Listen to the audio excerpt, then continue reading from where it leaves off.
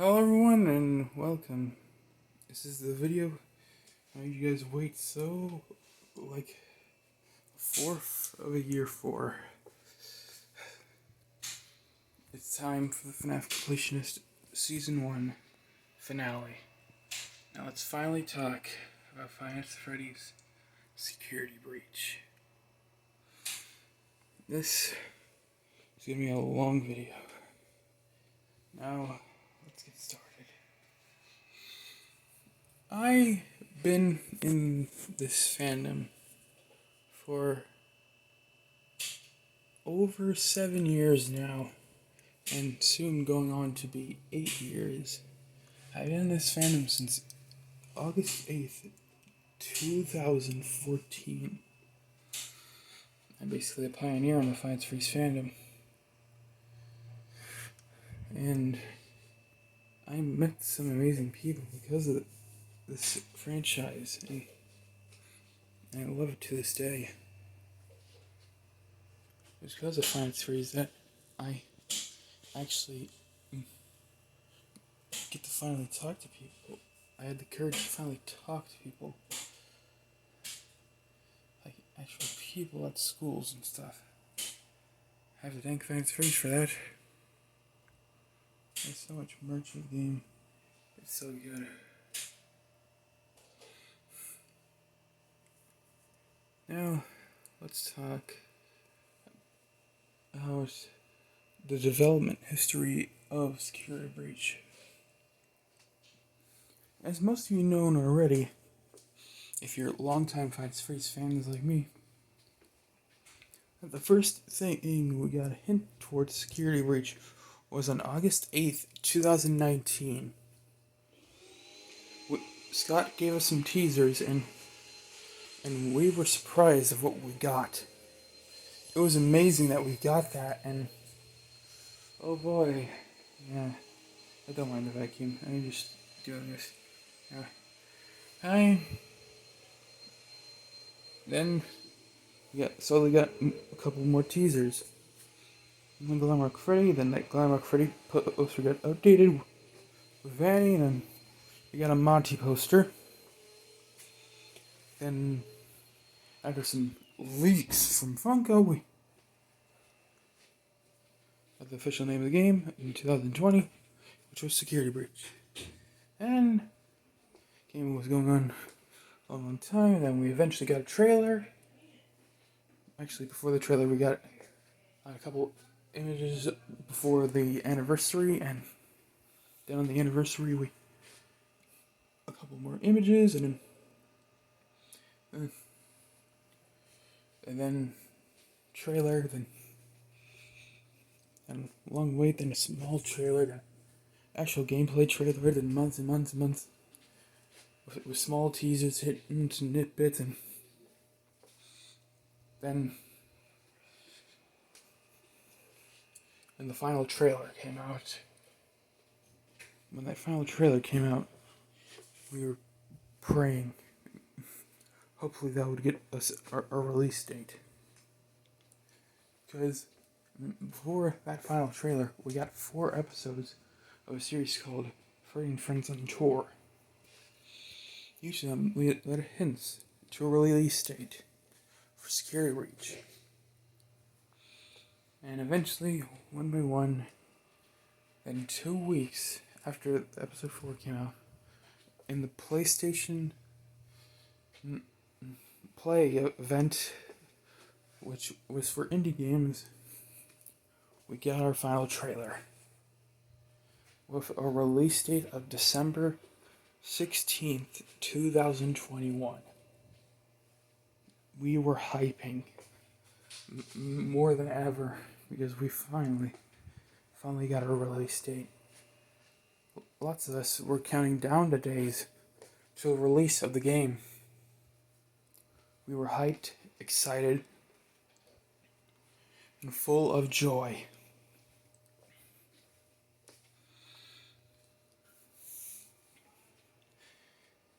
And the day before the game came out, Steve will give us some hints of the development. Then the game came out. And let's talk about what happened when the game came out. People were hyped to finally play this game after so long, after over 2.5 years of waiting. And when some people finally played it, they were shocked of what they saw. And not a good kind of shocked. Some were good at shocked as well, as it was finally there, security breach. But others felt like it didn't feel.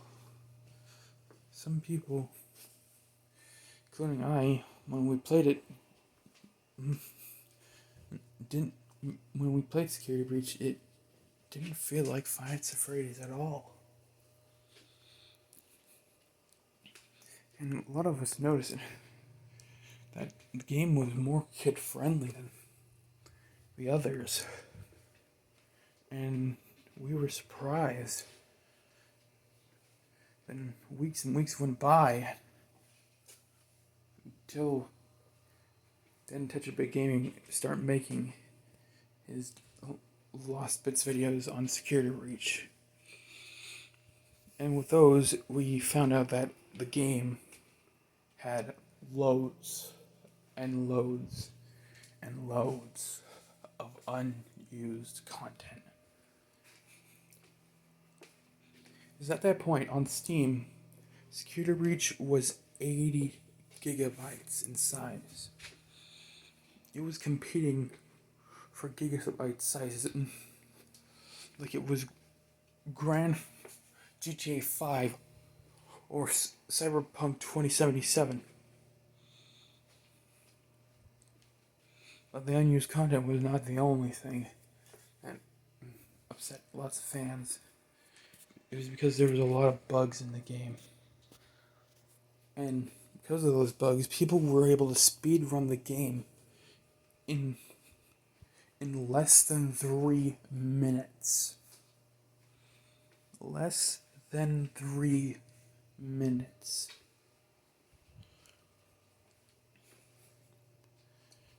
I never had that problem, but I did encounter bugs. Mainly loading issue bugs. Because when some things were loading, because there was no loading screens in the game to load in the stuff. That was responsible for a few of my deaths. Now, let's talk about the gameplay of Security Breach. Security Breach is an interesting title, being the first full-on free roam Nights At Freddy's game. The first official one, at least.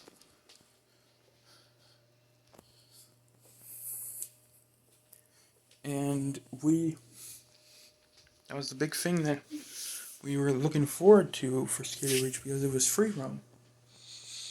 But then you notice that the game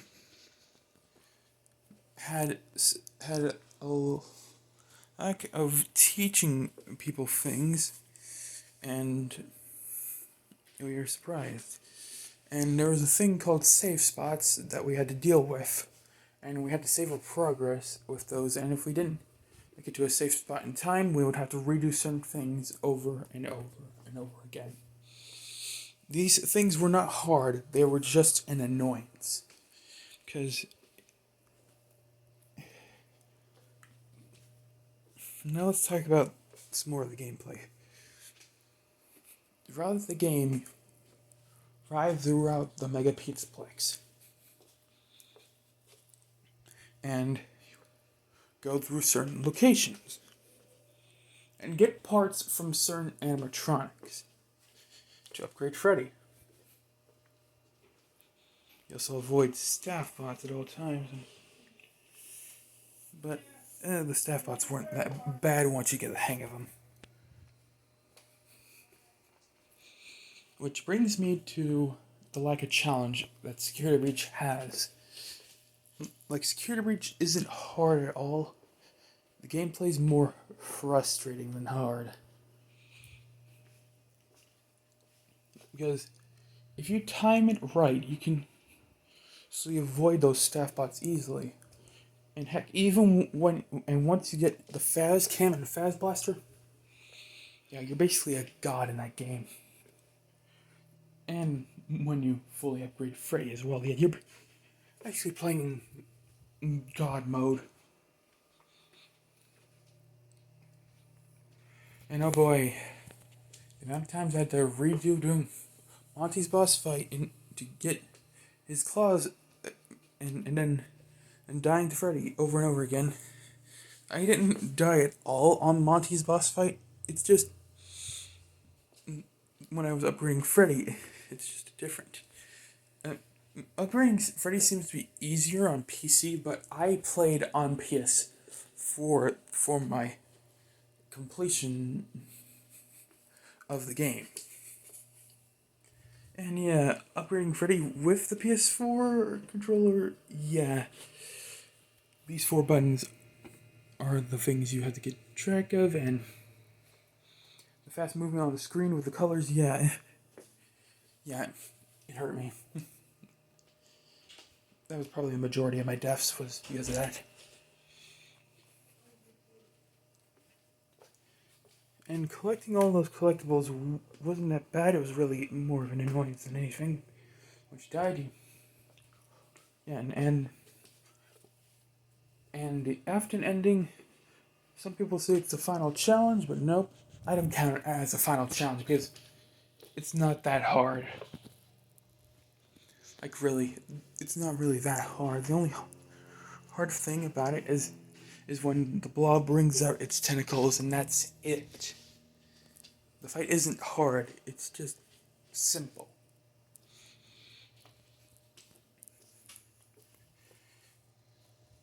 Security Breach has 29 achievements,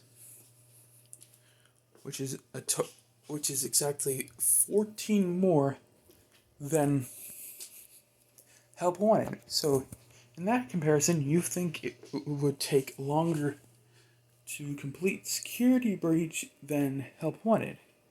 But nope, because I completed that game in 2 weeks and 3 days. 2 weeks and 3 days after it came out, it took me that long to complete that game. 2 weeks and 3 days, and I played it every day since the game came out. The most annoying achievements to get were definitely the collectible ones, because I had to look all over the place for these collectibles. And collectibles don't do garbage. And you have a flashlight upgrade collectible, but who in the hell uses the flashlight? Like, there's no point of using the flashlight. Except for the daycare, but that's pretty much it. Like, seriously. And in the daycare, there's a flashlight battery upgrade right in there. Like, and I'm like, what? And when I noticed that I missed that upgrade in there, and I realized once I beat the game, I redo it again. So when I redid it, I did the no hiding run, and not hiding isn't really that hard to not hide in the game, and there's only one required hiding spot that you need to do, and it's part of the story, and that's in that one locker when you walk inside Freddy and then Vanessa shows up. But that doesn't count towards the no hiding achievement. And if you hide in anywhere else besides that one time, then you won't get that achievement. But yeah, And Security Breach had a lot of collectibles. Presents and messages were the collectibles. And there was like over 50 presents, I think, and exactly 50 messages to collect. Yeah, which was not that. It was not hard, it was just tedious. There's at points I just randomly died from because of some random thing. And redo it all over again. And this was before the recent patch, mind I tell you. So I did this before we got patch 1.0.5.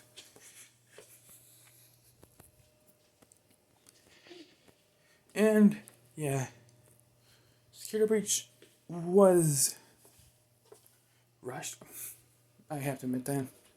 Because, dear God, the PS4 textures, when it came out, oh, they were bad.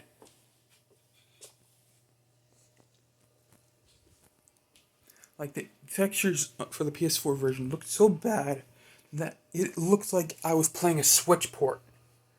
Like, seriously, it was that bad. Because you know what Unreal Engine games made in Unreal Engine are like on the Switch. And Security Breach uses Unreal Engine. And however, I played other games that use Unreal Engine on the PS4, and they look fine with their textures. One of them I play the most on the PS4 that uses Unreal Engine is Dead by Daylight, and the game's textures in that game are good. They're good.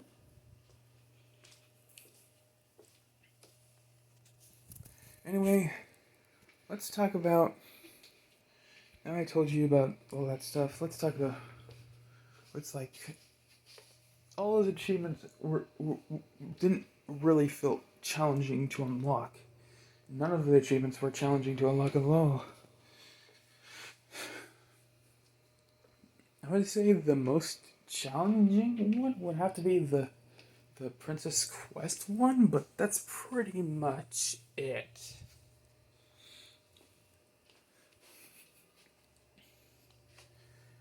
Besides that, everything is easy.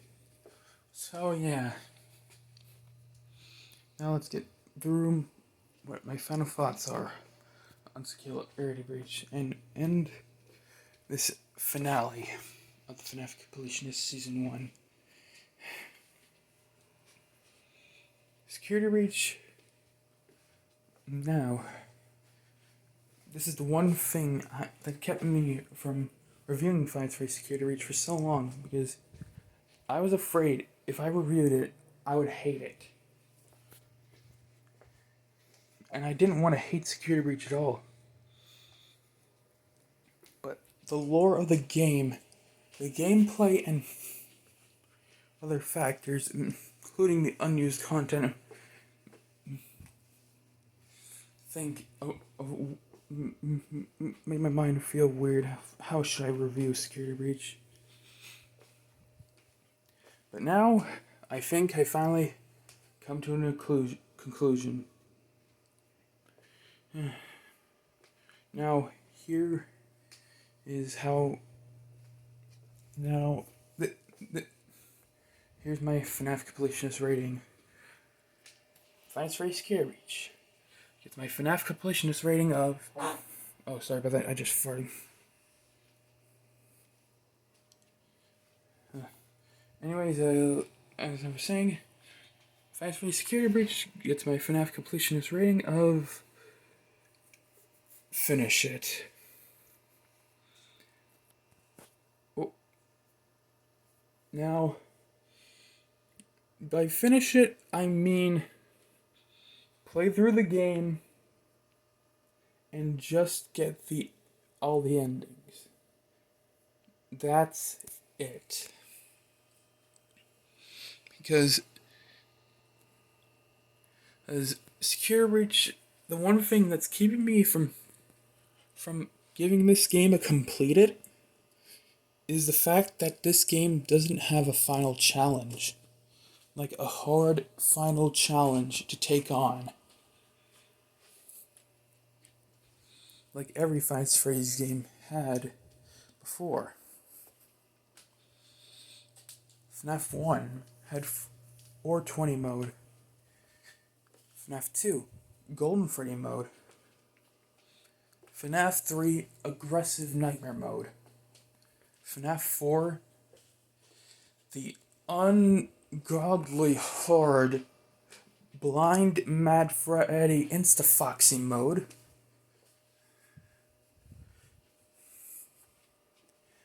FNAF World, I don't know. Sister Location, both the Enter Night and Golden Freddy mode in that game as well. Pizzeria Simulator, trying to get that blacklisted certificate. And Ultimate Custom Night, of course, 50/20 mode, which is one thing I still haven't done. I still have to beat 50/20 mode, dear God. And that just leaves... What does that just leave left? Oh, I know. Help Wanted. Sure, it took it until its DLC to come out for it to get its final challenge, but even without that final challenge, Help Wanted was still fun. That's why I gave the Switch version and mobile versions a complete as well, because it was fun. But that doesn't mean that Security Breach isn't fun. It's just doesn't have that feeling. Because at least in Help Wanted, you can interact with the collectibles you got. After you got all 30 coins, you got a basket of exotic butters. If you get any collectible after beating a night, you can use it at the prize counter. But in Security Breach, if you get one of those collectibles, you can't play with it, which is disappointing.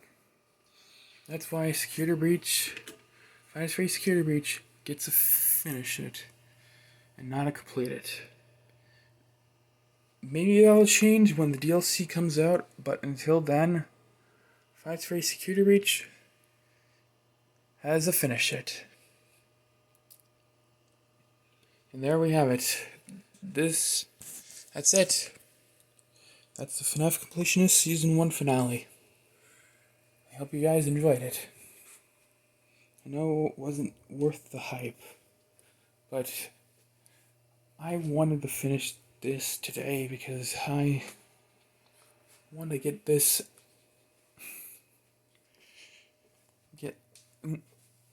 off my mind right now, because it's one thing that's on my mind constantly was getting this video done.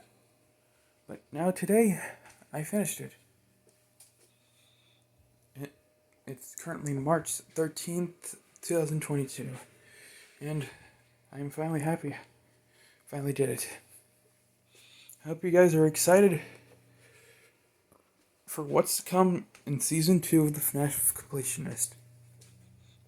Season 1 has been an amazing thing on my channel.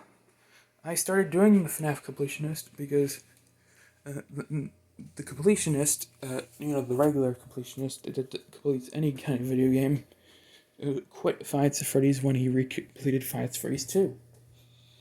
So, because of that, I've been taking on the role of the FNAF completionist, completing any Five Nights at Freddy's game and including fan games as well. So, I hope you enjoyed. I hope you look forward to Season 2.